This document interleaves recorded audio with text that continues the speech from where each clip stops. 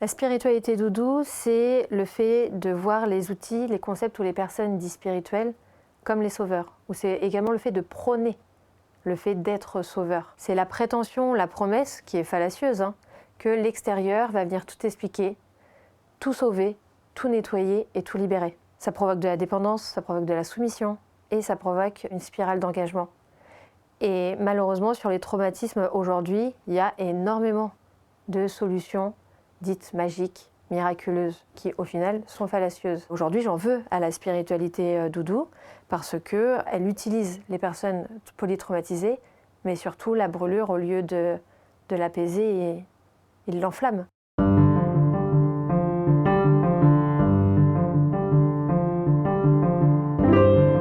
Bonjour, bienvenue dans Dialogue, au cœur de mon travail d'éditeur depuis plus de 20 ans, de réseau, l'école de méditation et aussi de cette chaîne. Je tente de montrer un chemin réel pour nous aider à travailler avec les obstacles et trouver comment ouvrir son cœur et garder de l'allant et ce que j'appelle la force du bourgeon. Et c'est pourquoi j'invite dans cet épisode Isabelle Serre, qui a beaucoup d'honnêteté, témoigne des traumas qu'elle a vécus et pourquoi la spiritualité doudou n'aide absolument pas, mais ce dont on a besoin, c'est d'une spiritualité ancrée. Vous allez voir, c'est important et essentiel. Bonjour Isabelle.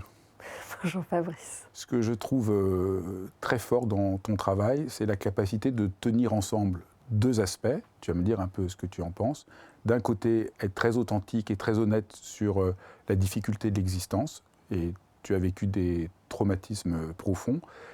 Et de l'autre, montrer un chemin pour se libérer, ouvrir un chemin de vie malgré le traumatisme. On va parler de ces deux aspects, et peut-être on pourrait commencer par parler du traumatisme, parce que c'est en étant honnête sur le traumatisme qu'un chemin peut s'ouvrir. Je suis assez d'accord. C'est l'histoire de la pulsion de vie, en fait. Bon, quand j'étais petite, j'étais très en colère contre la vie.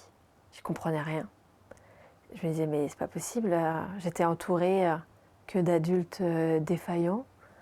On me demandait d'apprendre des trucs. Je me disais, mais c'était quoi l'intérêt?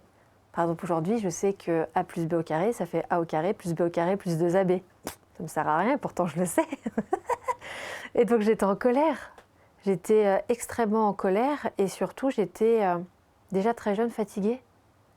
Fatiguée de mon corps, fatiguée de respirer. J'étais fatiguée. Et c'est comme si je m'étais retrouvée face à deux chemins en fait.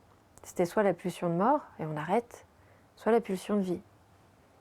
Et j'ai choisi la pulsion de vie en me disant je vais me raccrocher à ça et là ces règles-là qu'on me propose, elles ne me correspondent pas, je vais créer les miennes. Et c'est ce que j'ai fait. Tu parles très bien du trauma. Tu expliques que le trauma...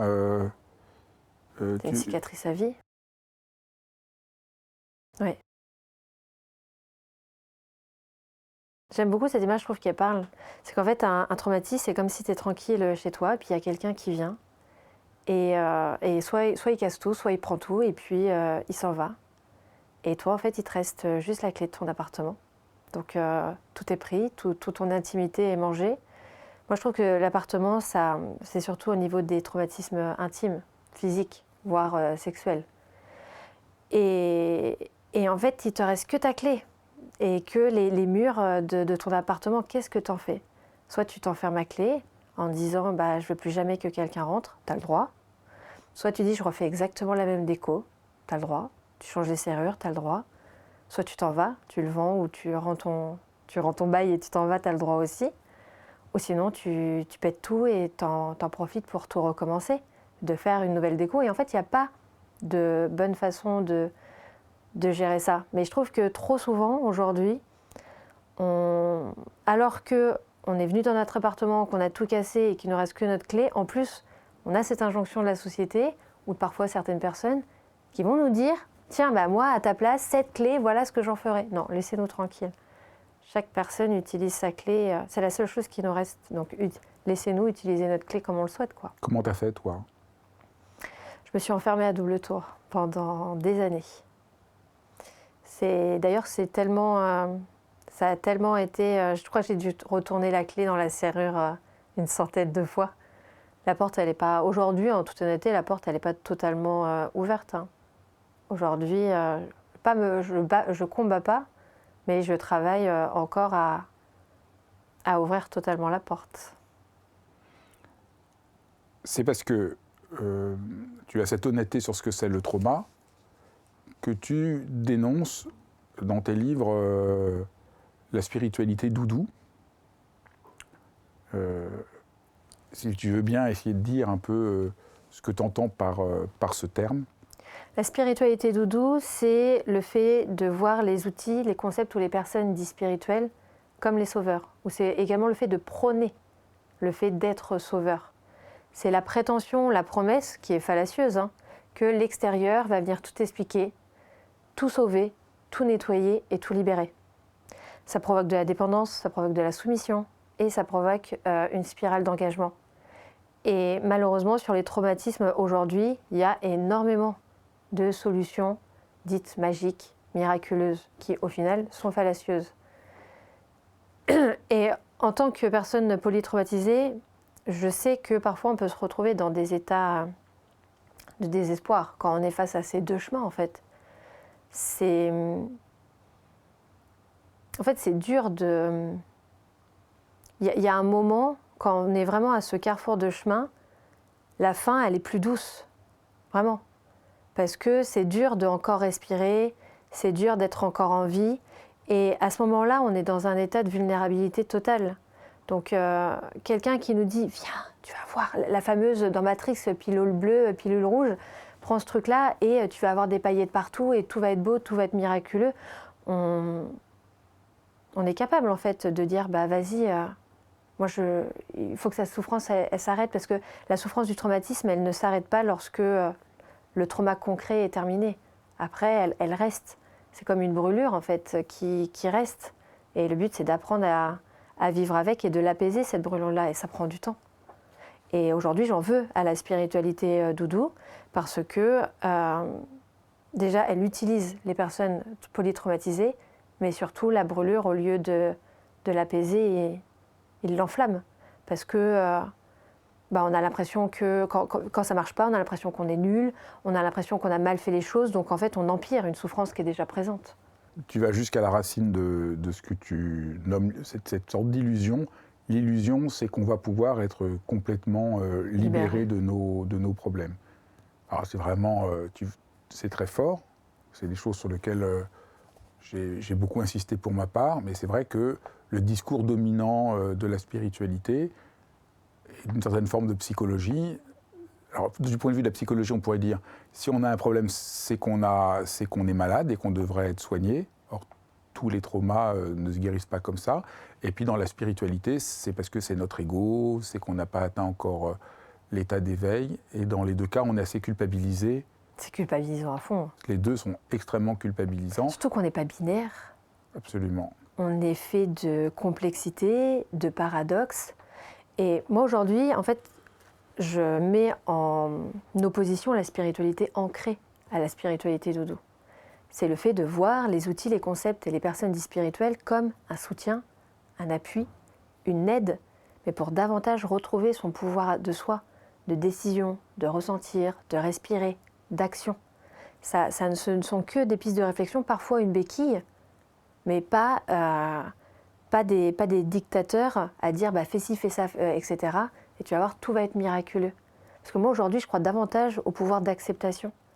Et d'accepter aussi le fait que cette souffrance-là, même si elle est vive aujourd'hui, elle ne sera pas vive pour toujours.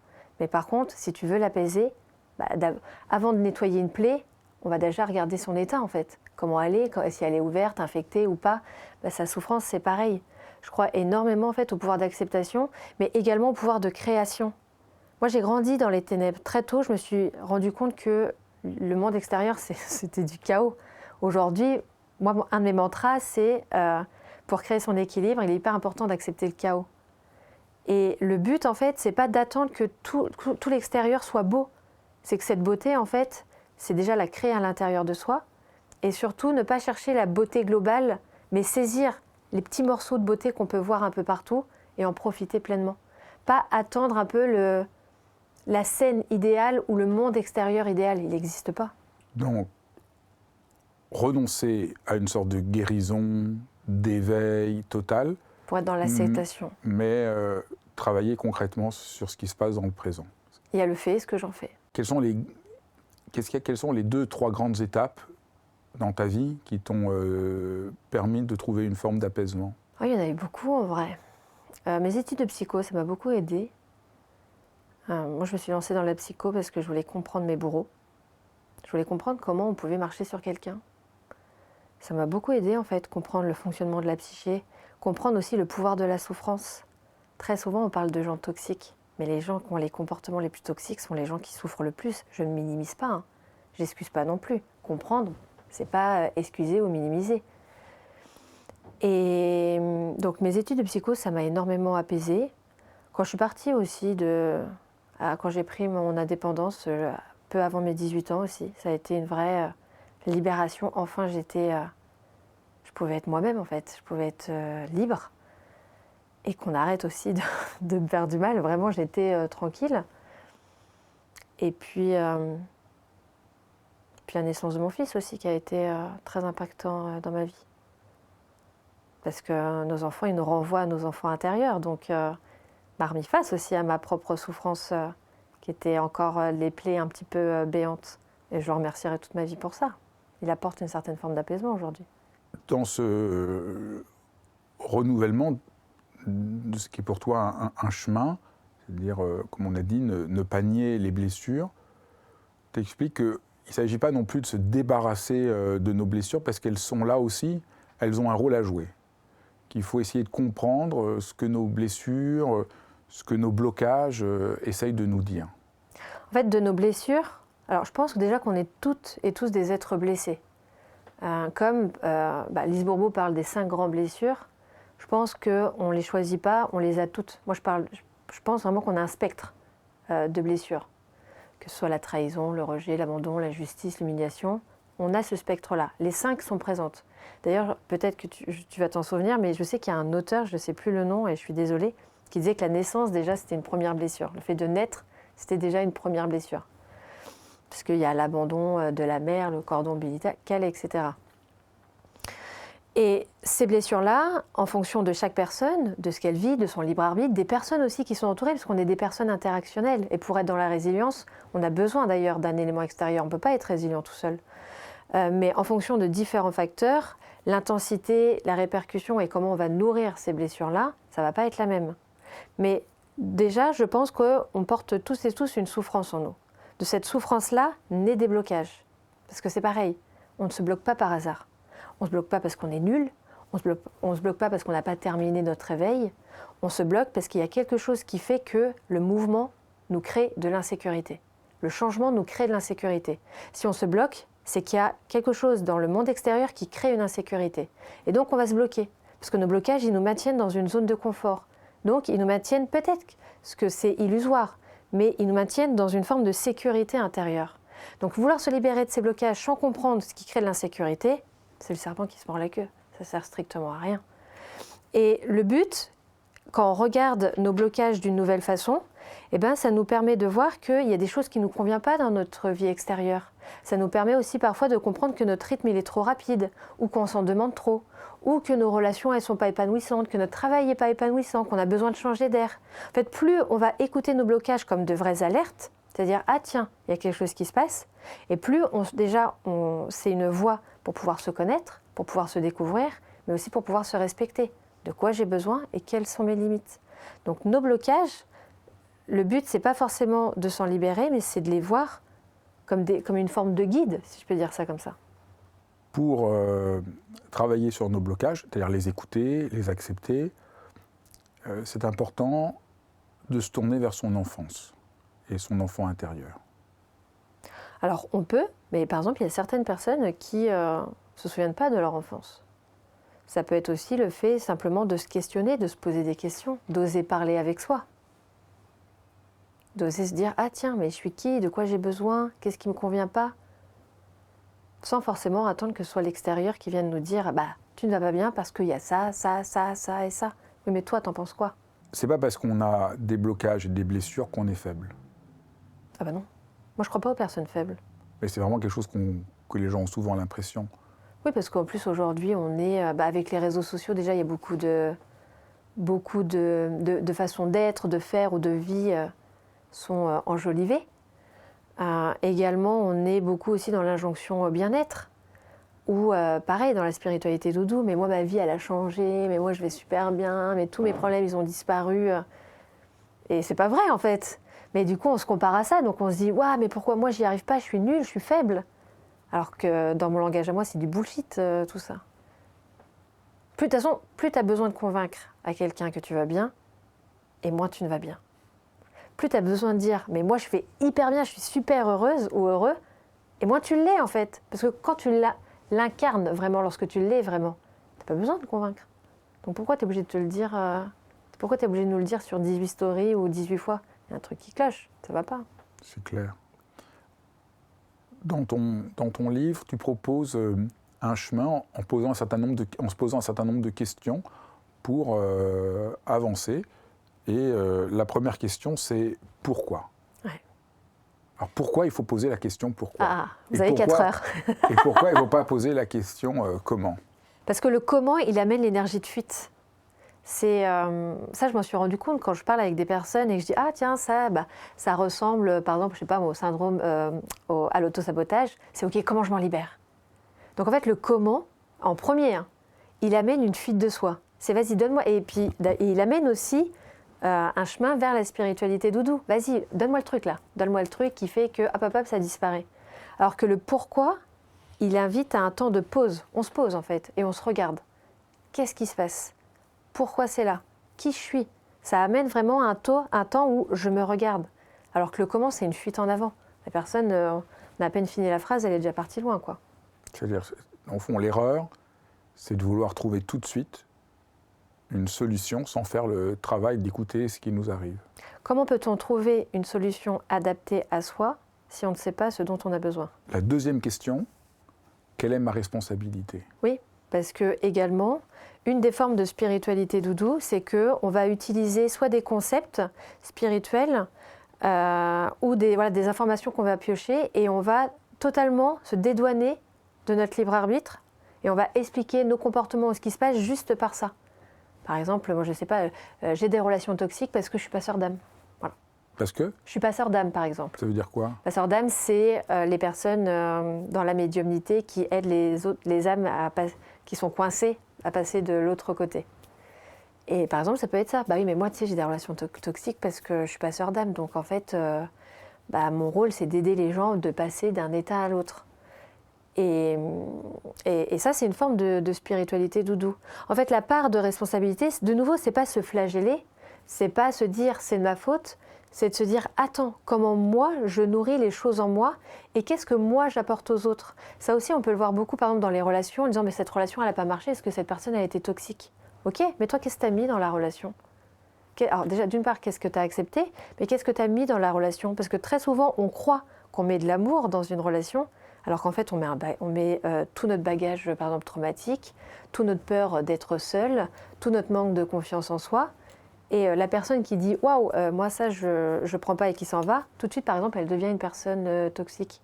Et on croit qu'on met de l'amour alors qu'en fait, pour moi l'amour dans une relation c'est qu'une fondation ou qu'un élément qu'on apporte mais parmi tant d'autres en fait. Et on oublie souvent cette part de responsabilité de « Mais qu'est-ce que moi je fais là, ici et maintenant ?» Parce que notre souffrance elle est présente, mais qu'est-ce que t'en fais? Et elle a le rôle que tu lui donnes en fait. Donc soit elle te brûle de l'intérieur et tu brûles tout sur ton passage, parfois même sans même t'en rendre compte, soit tu te dis ok, on va la regarder d'une autre façon et puis on va lui donner une place plus modérée pour laisser la place au bien-être, au bonheur et aux relations saines avec les autres. Donc quelle est ta part de responsabilité? Qu'est-ce que tu fais de tout ça? Comment tu te regardes? Comment tu agis? Comment tu réfléchis? Qu'est-ce que tu fais? Je crois énormément au pouvoir d'action. L'étape suivante? La nuance. La nuance. Parce qu'on n'est pas dans un monde binaire. et que moi je crois énormément au pouvoir du juste milieu et de la zone grise. Rien n'est blanc et rien n'est noir en fait. Moi je peux être une personne merveilleuse pour quelqu'un et quelqu'un d'horrible pour une autre. Non. Eh ben si. Et Moi, pour j'étais autant, merveilleuse tout le temps. mais pour autant, qui te dit pas que je suis ces deux personnes-là, en fonction également de ce qu'elles mettent en écho en moi, etc. On est des êtres incroyables, mais on est fait de complexes, de biais, de paradoxes. C'est très important de nuancer ce qu'on fait, qui on est, en fonction de tous ces paramètres-là. Mais ça n'arrive pas de nous faire tomber dans une forme de relativisme qui nous empêche de prendre une décision. Comment la nuance ne devient pas C'est intéressant comme question. floue? En étant... Parce qu'il y a des gens qui nous font vraiment du mal, qu'il faut vraiment réussir à voir. Oui, là, ça va pas, il faut trancher. Ah ça j'entends. En fait, la nuance, elle n'empêche pas la prise de décision. La nuance, elle empêche d'enfermer dans des cases et de catégoriser. C'est un pléonasme, mais elle empêche de catégoriser. Pour pouvoir prendre des décisions, ce qui est hyper important, c'est de se concentrer sur qui tu es ici et maintenant. Parce que c'est pareil, parfois on est trop dans le passé, ou pour fuir le présent, on se projette trop dans le futur. Nos besoins, nos limites, on est des êtres, on est en perpétuel mouvement et on vit dans un monde en mouvement. Là, ici et maintenant, de quoi tu as besoin? Si cette relation, elle te convient plus, ok, tire-toi. Te dis pas non, et que tu as tout fait dans la relation et que tu veux partir, tire-toi. Sans être dans cette projection de oui, mais plus tard, peut-être que. Non, ici et maintenant. Qui tu es ici et maintenant et qu'est-ce que tu veux ici et maintenant. Se reconcentrer sur l'instant présent. Ça, je pense que ça peut aider à ne pas être dans ce manque de prise de décision. Et la quatrième étape? L'enseignement. Qu'est-ce que ça apprend? Alors comment je fais ça? En se posant déjà les 3 premières questions. Non, mais je pense que qu'on soit spirituel ou non, la seule chose que l'on puisse faire pour être heureuse et heureux, c'est d'apprendre. C'est de dire, voilà ce que j'ai vécu, voilà ce qui s'est passé, ça m'enseigne quoi? Et je pense que c'est la seule chose qu'on puisse faire pour pouvoir créer son bonheur, du moins une des chemins possibles pour créer son bonheur. C'est vivre, apprendre et se dire, ok, comment maintenant? Et ensuite, comment je m'adapte d'une nouvelle façon au prochain événement. Mais on ne peut pas changer le passé et rien ne peut être parfait. Donc je pense qu'on ne peut qu'apprendre en fait. C'est que mon avis. Hein. Et la dernière étape? J'agis. Donc ça, c'est cohérent avec tout ce que tu as expliqué depuis Exactement. le début. Et au fond, agir, au fond, c'est ça, le vrai antipode de la spiritualité doudou. C'est l'action personnelle. Et avoir conscience également qu'il n'y a pas de petites actions. C'est-à-dire si tu dis, demain je me lève 3 minutes plus tôt que d'habitude, c'est pas une petite action. C'est un vrai engagement que tu as vis-à-vis de toi. Moi, je crois vraiment au pas qu'on fait vers soi, aux actions qu'on met en place pour soi. Et également, l'action, elle est importante parce que parfois, on peut se perdre dans l'introspection. On est énormément nos auto-embrouilleurs et embrouilleuses. C'est-à-dire qu'on a cette capacité nous-mêmes à nous embrouiller. Et par exemple, lorsqu'on est dans cette phase d'introspection, on peut se dire, mais si, je fais plein de choses, je travaille sur moi-même, etc.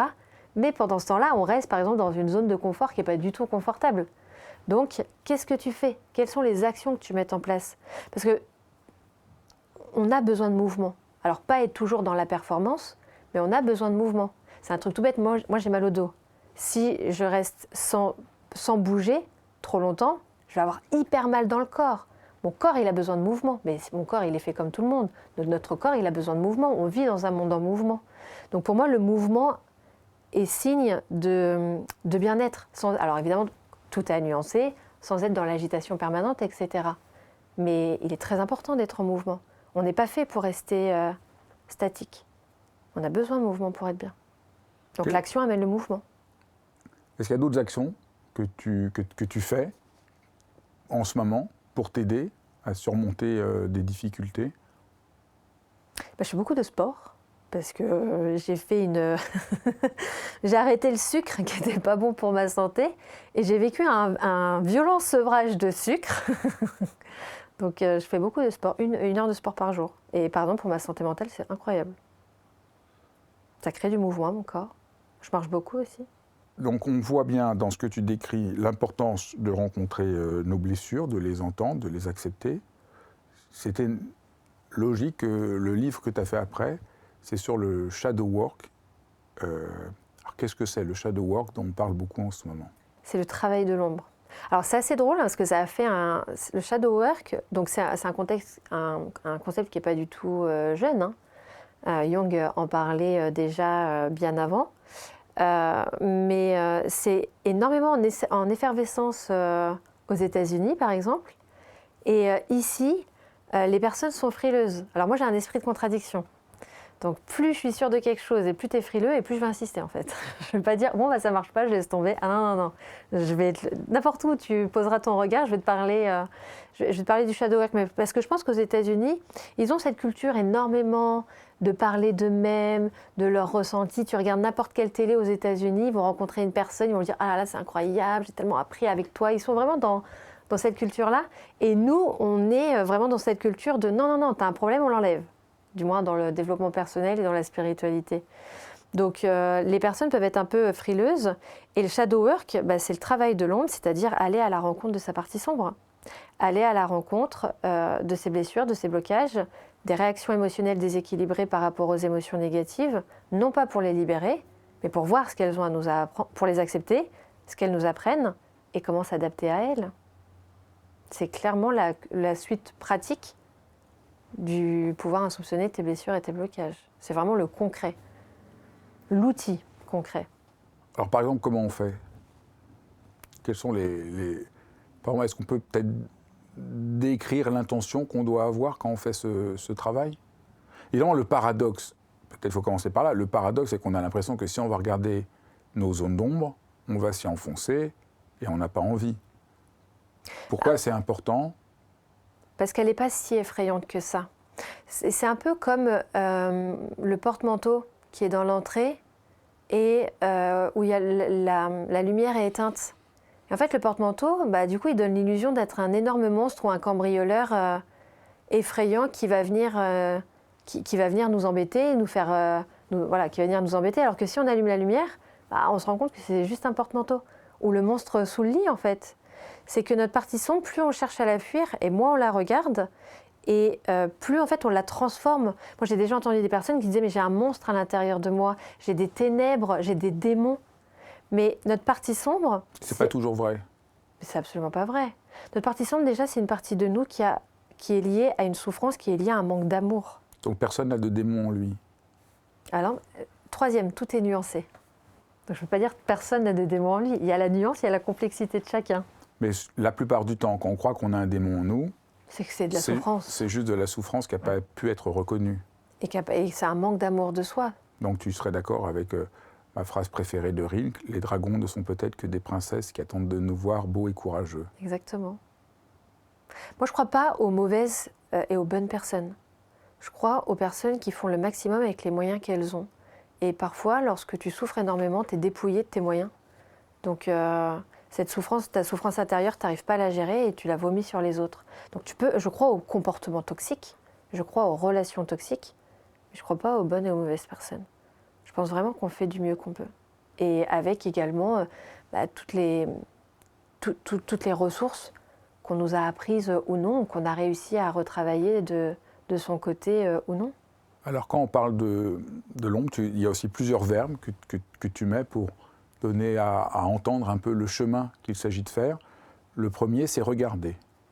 C'est le fameux, ça rejoint le pourquoi. On regarde en fait. Qu'est-ce qui se passe? Donc regarder, c'est par exemple avoir un temps, soit de visualisation ou juste de réfléchir quand tu es dans le métro, de te dire ah tiens mais juste je vais me souvenir de qu'est-ce que j'ai fait, qu'est-ce que j'ai dit, comment j'ai réagi. Parce que tu sais parfois on peut dire à quelqu'un non mais t'es hyper agressif. Est-ce que tu t'es vu comment tu parles? Parfois, on a des personnes qui nous reprochent des choses qu'elles font. Donc, se regarder, c'est déjà ouvrir la porte à l'honnêteté envers soi. Et si je vois une part sombre en moi, je regarde cette part sombre? Oui. Ça, c'est la première étape. Être conscient du beau qu'on est capable et ce qu'on considère être du moins beau. Être parfois injuste avec les autres. Avoir des réactions où ça va être davantage tes peurs qui vont parler qu'est-ce que tu fais en fait? Des moments de jalousie, des moments où t'es pas forcément honnête avec quelqu'un. Mais spoiler, tout le monde fait ça. Moi, je connais personne qui a des comportements et des réactions impeccables. Du moins pas sur Terre, pas ici. Hein. Deuxième, c'est comprendre. Exactement, en se posant des questions, on comprend. Comment on fait pour comprendre? C'est pas si évident. Bah, par exemple, le shadow work, il y a toute une série de questionnaires, de questions et d'exercices pour amener cette compréhension-là. Parce que j'entends que parfois c'est... Et puis surtout, quand on a été très longtemps dans la fuite, on ne sait même plus ce que c'est qu'une question. Et c'est pas du tout un jugement quand je dis ça. Mais c'est on se dit, mais attends, mais je pars d'où? Je fais quoi? T'es bien gentil, mais je fais quoi? Donc j'amène les questions. Puis les questions peuvent faire peur aussi. Tu peux donner quelques exemples de questions? Par rapport, alors parce qu'il y a les blocages, il y a les blessures et il y a les émotions négatives. Mais par exemple, si on parle, là j'ai la blessure de trahison, une des premières questions c'est depuis combien de temps tu n'arrives pas à faire confiance aux autres? Quel est le point de départ? Ça déjà c'est une question qui est hyper intéressante. Depuis quand c'est là ça?